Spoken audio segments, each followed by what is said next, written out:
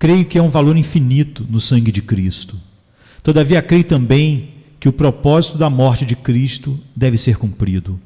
Não posso crer que Cristo ficará desapontado.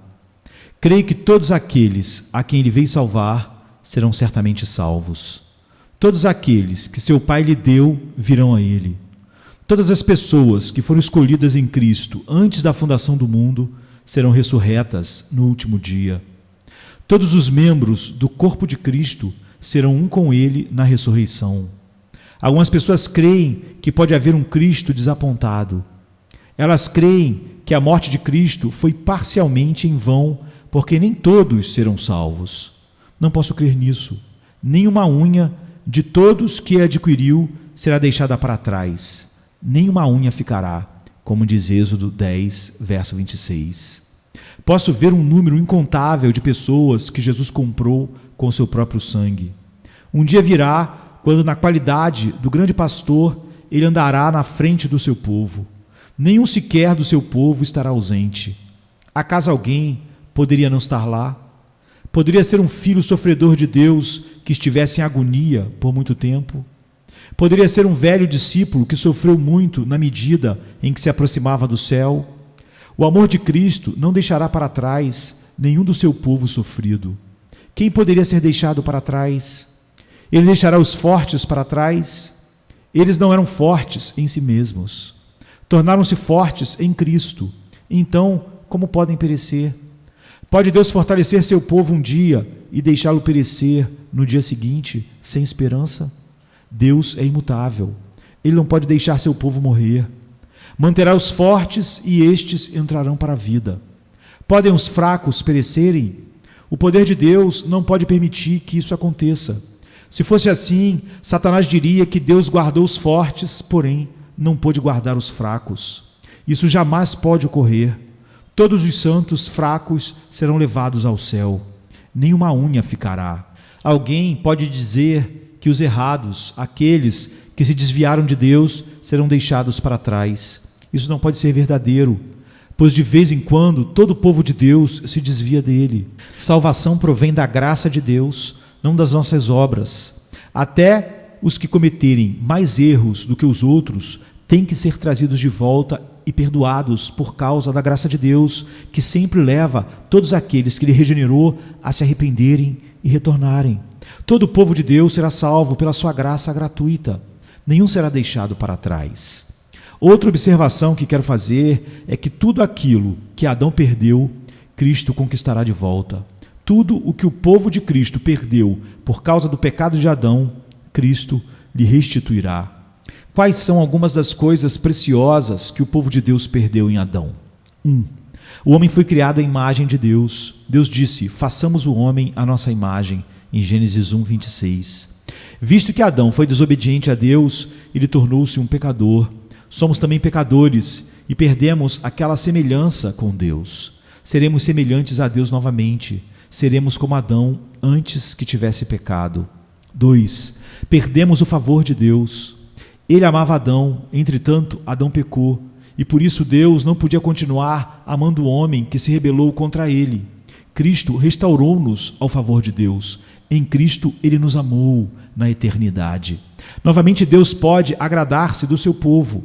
A nós nos foi dado de volta os dois privilégios divinos, a semelhança e o favor de Deus. Adão também desfrutava comunhão com Deus, e ouviram a voz do Senhor Deus que passeava no jardim pela viração do dia, em Gênesis 3:8. O pecado e Satanás nos roubaram a comunhão com Deus. Cristo restaurou esta comunhão para nós. Cristo irá recuperar para o seu povo a semelhança de Deus, o favor de Deus e a comunhão com Deus, para todos aqueles que o Pai deu a ele. Tudo isso foi roubado do povo de Deus por Satanás. No final, os redimidos terão mais do que Adão tinha. Deus amou Adão por consideração a ele. Deus nos amou por consideração a Cristo. Em Cristo, Ele nos amou antes da fundação do mundo e nos predestinou para sermos conforme a sua imagem. Isso é melhor do que amar um homem por consideração a ele. Deus ama seu povo todo com o mesmo amor infinito com que ama a Cristo. Esta é nossa herança perdida que Cristo nos restaurou. 3. Adão perdeu a felicidade, nós também perdemos a felicidade. Tornamo-nos tristonhos, assim como Cristo sabemos o que significa padecer, como está em Isaías 53, 3.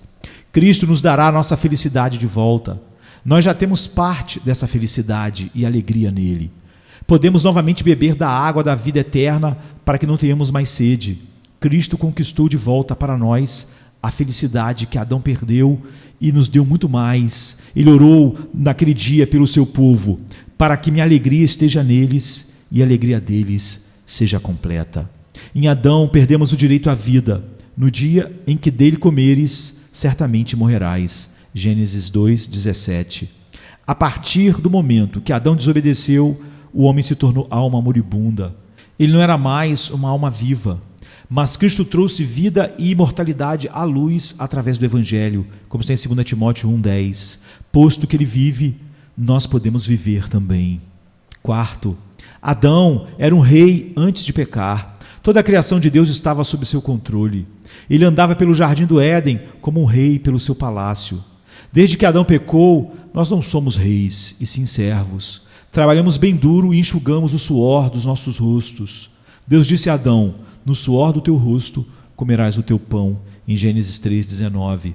Nossos nervos estão tensos. No entanto, a dignidade de Adão é restaurada ao povo de Deus. Deus nos ressuscitou juntamente com ele e nos fez assentar nos lugares celestiais em Cristo Jesus, diz Paulo em Efésios 2,6. No futuro, o leopardo com o cabrito se deitará e o leão comerá palha como boi, diz Isaías 11,6 e 65,25.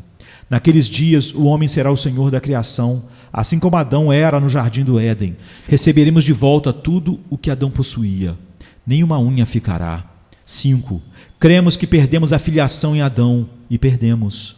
Em Cristo recebemos a adoção de filhos. Quando Adão pecou, perdeu a capacidade de estar seguro diante de Deus. Como filhos de Adão, não temos base para permanecer na presença de Deus, mas Cristo nos retirou da lama do pecado, na qual nos encontrávamos, e pôs nossos pés sobre uma rocha. Por causa de Adão, perdemos nossa retidão. Agora, aquele que é levado pelo Espírito Santo a Cristo, aquele que é levado a crer, é justificado de todas as coisas. Cristo nos tem dado muito mais do que perdemos quando Adão pecou. Cristo e seu povo nada perderam, apesar de tudo aquilo que foi permitido a Satanás fazer. A vitória de Cristo sobre o pecado não foi tão somente a retomada do que foi perdido, foi o ganho de algo infinitamente maior. Nós temos muito mais em Cristo do que antes de pecarmos em Adão. Nenhuma unha ficará. Cristo terá toda a terra. Deus fez o mundo para si. Quando ele viu tudo o que tinha feito, disse que era muito bom, em Gênesis 1:31. O mundo foi planejado para ser uma orquestra para o louvor de Deus. Satanás veio e tomou toda a música e o cântico. Ele estragou tudo. O mundo tornou-se um lugar assaz maligno. Ficou cheio de homicídio, pecado e de coisas mais. Todavia Deus não será decepcionado. Este mundo, que agora se encontra arruinado, ainda cantará os seus altos louvores. Tudo estará em harmonia novamente. Por enquanto, Satanás é senhor, entre aspas, de grande parte deste mundo. Não devemos nos contentar com isso. Devemos levar o Evangelho a todas as pessoas. Devemos tentar resgatá-las de Satanás, que as mantém como escravas. Pelo Evangelho, devemos libertar os cativos de Satanás. Precisamos trabalhar até que Cristo volte novamente. E o que há de vir virá, e não tardará, diz Hebreus 10:37. O mundo verá a vinda de Cristo. O inferno também verá a volta de Cristo e tremerá ao vê-la. Todos verão que Cristo venceu. Ele retomou todas as suas possessões. Nenhuma unha ficará. Tenho só um pouco de ensinamento prático para dar-lhes. De que lado vocês estão? Pertencem a Cristo ou a Satanás? Se ainda estiverem vivendo uma vida em pecado, irão ao inferno quando morrerem. As ondas da ira de Deus submergirão cada um que não está em Cristo. Nenhum espinho nem joio serão deixados para trás. Eles serão ajuntados em feixes e colocados no fogo. Isto é o que irá acontecer aos que não pertencem a Cristo. Vocês pertencem a Cristo ou a Satanás? Tem uma outra pergunta. Vocês pertencem inteiramente a Cristo? Ele reinará soberanamente sobre vocês ou não reinará de maneira alguma? Vocês dizem que esperam que Ele reine completamente sobre vocês. Orem para que Deus lhe santifique completamente. Peçam-lhe que o santifique no espírito e no corpo. Peçam-lhe que tome controle de todos os seus poderes. Dê-lhe todo o seu tempo, tudo o que são e tudo o que têm. Peçam-lhe para tomar-lhes e fazer de vocês o que Ele quer que sejam. Deus ouvirá suas orações e lhes fará completamente seus. Só há mais uma questão. Existe alguém que diz: receio não ser de Cristo, contudo, quero pertencer a Cristo. Esse desejo é sincero? Fico muito feliz por você se sentir assim.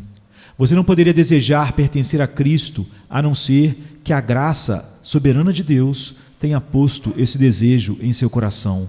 Se você deseja vir a Cristo, é certo que Cristo quer recebê-lo. A palavra diz que todo aquele que o Pai me dá, esse virá a mim, e eu de maneira nenhuma o lançarei fora. Venha a Ele como você está. Confie nele e você será salvo.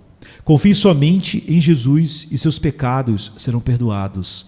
Você pertencerá a Cristo e será uma das suas joias. E eles serão meus, diz o Senhor dos Exércitos. Naquele dia que farei, serão para mim particular tesouro. Malaquias 3, 17.